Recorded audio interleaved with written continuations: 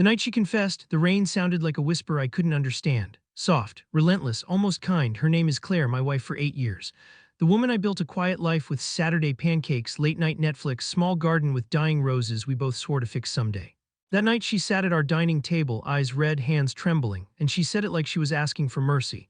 It wasn't physical, Noah. I just needed someone to talk to. You'd understand that, right? Understand. That word cut deeper than anything else she said that night, because it wasn't just a word, it was a plea for me to excuse what she already knew was wrong. I remember looking at her, the woman I used to kiss goodnight and whisper dumb jokes to, and feeling my chest hollow out. The fork I'd been holding clinked against the plate, louder than it should have been. "So you've been talking," I said quietly. "To who?" She hesitated, looked down, the rain filled the silence. "His name's Ethan," she whispered. "We met at the community center during that volunteering project." My throat went dry, I didn't remember breathing for a full minute. Ethan, the same guy she'd mentioned in passing, the one she said was just friendly. I'd even met him once at a neighborhood barbecue. He'd shaken my hand and said, "You've got a great wife, man." And maybe that was true until she stopped wanting to be mine. I didn't yell, I didn't curse. Instead, I sat there and felt something inside me crumble quietly.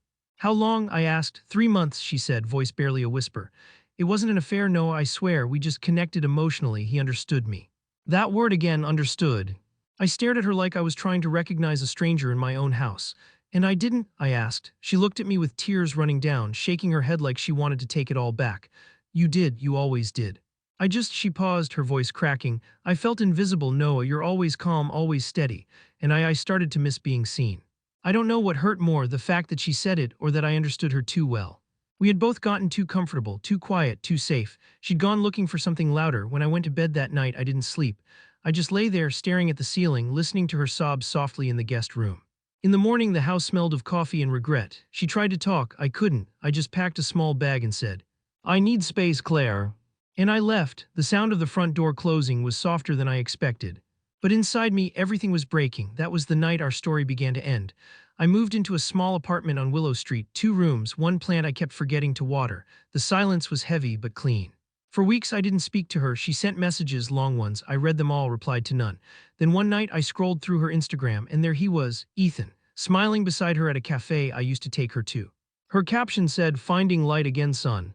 I remember putting my phone face down and staring at the ceiling until sunrise. There was no anger, just emptiness, days blurred. I went to work, came home, microwave dinner, repeated.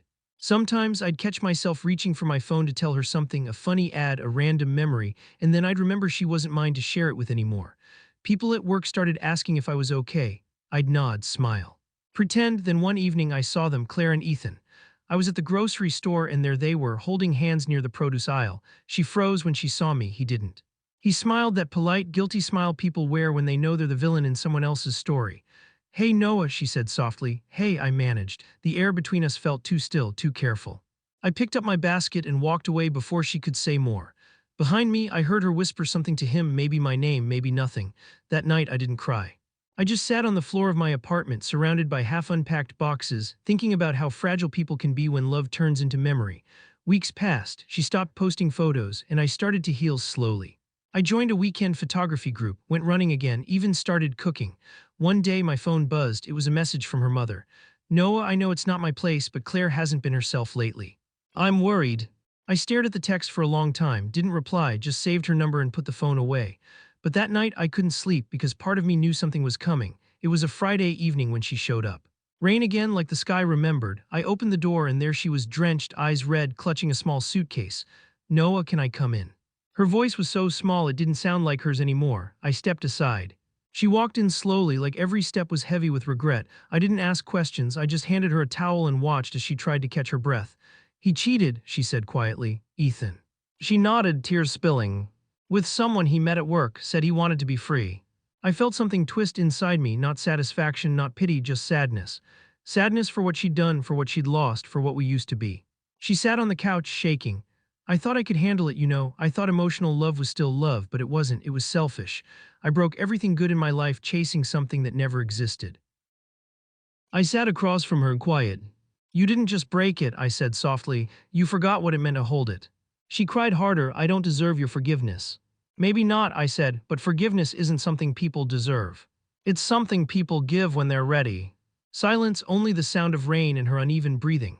After a while she whispered, Can I stay tonight? Just, I don't want to be alone. I looked at her, my wife, my stranger.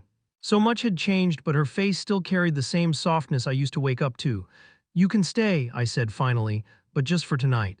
She nodded. I made her tea, left her a blanket, and sat by the window, watching the rain blur the streetlights.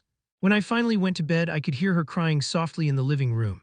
It didn't hurt the way it used to, it just sounded human. Morning came slow. Soft sunlight, cool air, birds somewhere far away. I walked into the kitchen. She was there making coffee. For a moment it felt almost normal, like none of it ever happened. Then she turned around, and in her eyes I saw the truth. She knew this was goodbye. Thank you, she whispered. For letting me stay. You don't have to thank me. I do, you could have turned me away. She placed a mug in front of me and sat down.